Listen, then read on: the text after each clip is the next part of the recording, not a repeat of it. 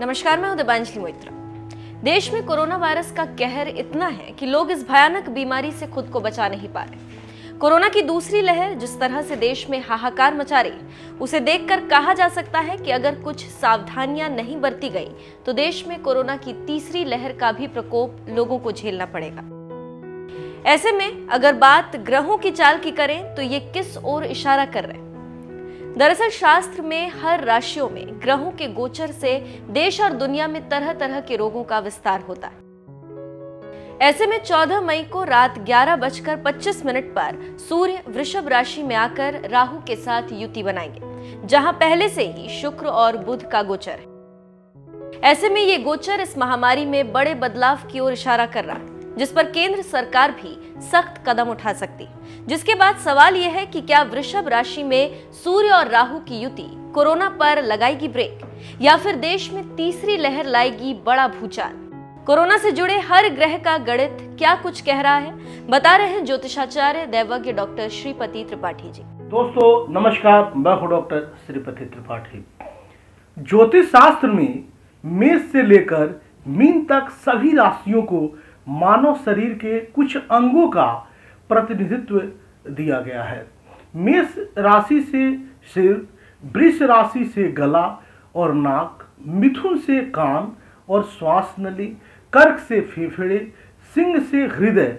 मेदिनी ज्योतिष में बताया गया है कि ग्रहों के विभिन्न राशियों में गोचर से देश दुनिया में विभिन्न रोगों के विस्तार का विचार किया जाता है कि किसके ऊपर क्या प्रभाव है, देश दुनिया में क्या होगा, इसके लिए विचार किया जाता है। 26 दिसंबर 2019 को सूर्य ग्रहण के समय राहु मिथुन राशि में थे, जिस पर धनु राशि से 6 ग्रहों की दृष्टि पड़ रही थी। श्वास नली से संबंधित मिथुन राशि के पीड़ित होते ही दुनिया भर में कोरोना वायरस ने महामारी का रूप लेना शुरू कर दिया था। अभी हाल ही में फरवरी माह के अंत में मंगल ने वृषभ राशि में आकर राहु से युति की, जिससे भारत में कोरोना वायरस की दूसरी लहर ने जनजीवन को काफी प्रभावित किया है। इसके कारण जनमानस, जनजीवन, लोग बहुत परेशान हैं। 4 ग्रहों के संयोग का कोरोना पर प्रभाव क्या है, आइए बताते हैं।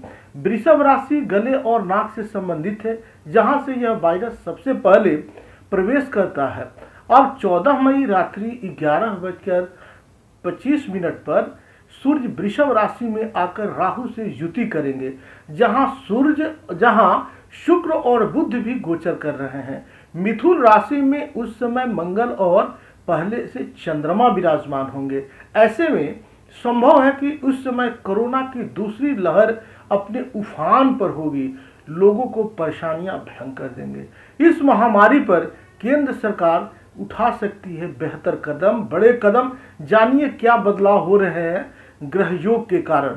वृषभ संक्रांति की कुंडली में सूर्य, शुक्र, राहु और बुध का योग पंचम भाव में बन रहा है, जो कि सरकार की महामारी को नियंत्रण करने की नीतियों में बड़े बदलाव का संकेत है। रोग स्थान यानी 6ठे भाव में चंद्रमा और मंगल का योग है, जिससे इस महामारी की दूसरी लहर का प्रभाव अभी कुछ महीने और रह सकता है। लग्न में बैठे शनि पर 6ठे घर से पड़ रही मंगल की 8वीं दृष्टि केंद्र सरकार द्वारा कुछ बड़े एहतियात, कुछ बड़े कदम, कुछ सावधानियां उठाए जाने का पूर्ण संकेत भी दे रहा है। वृषभ राशि से प्रभावित बिहार और झारखंड तथा मिथुन राशि से प्रभावित पश्चिम बंगाल में महामारी का प्रभाव अभी कुछ बढ़ सकता है। यहाँ लोगों को अधिक सजग रहने और सतर्क रहने की जरूरत है, क्योंकि कोरोना के नियमों में अगर आप लापरवाही बरतेंगे तो निश्चित रूप से ज़्यादा परेशानियां बढ़ेंगी। इसलिए लापरवाही से एकदम बचकर रहें। धनु राशि से प्रभावित उत्तर प्रदेश में भी बड़ी प्रशासनिक उथल पुथल मच सकती है, इसलिए सावधानियां निश्चित रूप से आवश्यक होंगी। इसके द्वारा दिए गए सरकार के जो भी एहतियात हैं, जो भी दिशा निर्देश हैं, लॉकडाउन के जो भी गाइडलाइंस हैं, उसका ध्यान रखना होगा, अन्यथा परेशानियां जो हैं परेशान कर सकती हैं। लोग परेशानी है जिसका चमन उजड़ जा रहा है, जो परेशान हो रहे हैं। कोरोना एक ऐसा महामारी है कि एक आदमी को यह जो आपको परेशान कर रहा है, उसके संपर्क में जितने लोग आ रहे हैं वह सब परेशान हो जा रहे हैं। इसलिए निश्चित रूप से यह रक्त बीज के प्रभाव के जैसा है। मतलब दुर्गा सप्तशती में रक्त बीज का वर्णन है कि एक बूंद जिसका उसका धरती पे गिरता था, उससे उतने ही ज्यादा जितना बूंद गिरता था उतने ही रक्त बीज पैदा होते थे। उसी प्रकार कोरोना के जो मरीज हैं वह उनके संपर्क में जितने लोग आ रहे हैं, जिनका इम्यून सिस्टम ठीक है, जो शारीरिक रूप से बेहतर हैं, उनको तो कुछ दिनों तक प्रभावित करके ठीक कर दे रहा है, लेकिन जिनका इम्यून गड़बड़ है उनको परेशानियां ज़्यादा हो जा रही हैं। इसलिए निश्चित रूप से इसके लिए सावधानियां आवश्यक होंगी, सतर्कता आवश्यक होंगी। इसके चेन को तोड़ने के लिए लोग सोशल डिस्टेंसिंग का ध्यान रखना होगा। घर पर रहें, सुरक्षित रहें, अपने और अपनों का ख्याल रखें। वर्तमान में जो स्थिति है उसमें चारों तरफ बीमारी के अलावा और कुछ भी सुनाई नहीं दे रहा है। बहुत निगेटिविटी है और सभी लोग इस वक्त बेहद तनाव में हैं। कोरोना ने सभी का जीना मुश्किल कर दिया, जीवन तबाह कर दिया है। खैर, यह तो एक ऐसा संक्रमण है जिसने पूरी दुनिया को इस वक्त परेशान कर रखा है और अपनी चपेट में ले रखा है। लेकिन क्या आप जानते हैं कि अगर आपके घर में ये वास्तु दोष हो तो आपके बीमार होने की आशंका ज्यादा बढ़ जाती है। आइए जानते हैं कि कौन से हैं ये वास्तु दोष जिसके कारण आपको रुग्ण बनाता है। यह वास्तु शास्त्र के मुताबिक घर के मध्य भाग को ब्रह्म स्थान माना गया है। पुराने जमाने में घरों में ब्रह्म स्थान पर खुला आंगन होता था, मगर आज के परिवेश में, आज के समय में घर छोटे होते हैं और इनमें आंगन बना पाना संभव नहीं होता है।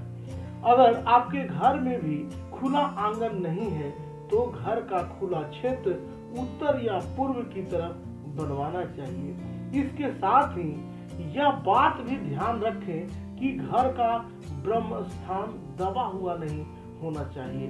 घर के ब्रह्म स्थान का दबा होना बीमारियों को न्योता देने के बराबर है, परेशानियों को न्योता देने के बराबर है। इसके साथ ही इस बात पर भी ध्यान दें कि घर के मध्य में कोई भी भारी सामान नहीं रखना चाहिए। ऐसा करना पॉजिटिविटी एनर्जी के मार्ग में बाधा माना जाता है। घर में हमेशा पॉजिटिव एनर्जी बनी रहे। घर में आपकी पॉजिटिव एनर्जी न आने से घर के सदस्यों की प्रतिरोधक क्षमता कम होने लगती है। हम सभी के घर में उत्तर पूर्व दिशा का खुला होना सबसे जरूरी माना जाता है। इस दिशा में अधिकांश घरों में मंदिर स्थापित होता है। यह ईशान कोण भोले शंकर का कोण होता है और यह दिशा देवी देवताओं का माने जाने की वजह से सकारात्मक ऊर्जा का परम भंडार मानी जाती है। इसीलिए इस बात का ध्यान रखें कि इस दिशा को भूल कर भी आप बंद न करवाएं, वरना आपके घर में धन की कमी हमेशा शुरू हो जाएगी और इसके साथ ही घर के सदस्य जो है वह बीमार रहने लगेंगे। दक्षिण दिशा अगर आपका खुला है या दक्षिण दिशा का आपके घर का खुला होना बेहद दोषपूर्ण माना जाता है। इस दिशा को यमराज की दिशा माना जाता है और इस दिशा के खुले होने का अर्थ है कि घर में नकारात्मक ऊर्जा का प्रवाह बढ़ना। इस दिशा को खुला रखने से आपके घर में नेगेटिविटी जो है, निगेटिव जो एनर्जी है, मतलब नकारात्मक जो ऊर्जा आती है, और इसका सबसे ज्यादा जो असर घर के बुजुर्ग सदस्यों पर होता है और वे बीमार रहने लगते हैं। कई बार तो असामयिक मृत्यु का भी सामना करना पड़ता है। कई बार बुजुर्गों को भी परेशान होना पड़ता है। अगर आप गलती से अपने घर में बेड के नीचे जूते, चप्पल या फिर अन्य पुराना टूटा फूटा और कबाड़ा जो आपके प्रयोग में नहीं है वह सामान रखते हैं तो अपनी यह आदत आप बदल डालिए। वास्तु में यह बहुत ही बुरा माना जाता है। बेड के नीचे कबाड़ भूलकर भी न रखें, बल्कि इस स्थान को ठीक प्रकार से साफ सुथरा रखना चाहिए। घर का ईशान कोण सबसे सुंदर और सबसे अच्छा होना चाहिए। भूल कर भी ध्यान रहे कि भवन में ईशान कोण कटा हुआ नहीं होना चाहिए। ऐसा माना जाता है कि ईशान कोण अगर आपका किसी भी कारणवश से कटा हुआ होने पर घर में रहने वाले को रक्त विकार हो सकते हैं, यौन रोगों के साथ ही प्रजनन क्षमता पर भी दुष्प्रभाव पड़ते हैं। ईशान कोण में उत्तर की तरफ का स्थान अधिक उठा हुआ होना चाहिए। उत्तर दिशा का जो है वो थोड़ा ज्यादा उठा होना चाहिए, तो उस घर में महिलाओं को सेहत की समस्याएं होंगी, और वहीं पूर्व भाग अगर उठा होने पर पुरुषों को भी परेशानी होगी। इसलिए इस दोनों का ध्यान रखें, अन्यथा परेशानी, रोग, कष्ट, बीमारी आपको दावत दे सकती है। आप सब यूं ही बने रहें, मिलते अगले वीडियोस में। तब तक के लिए नमस्कार, जय माता दी, वंदे मातरम।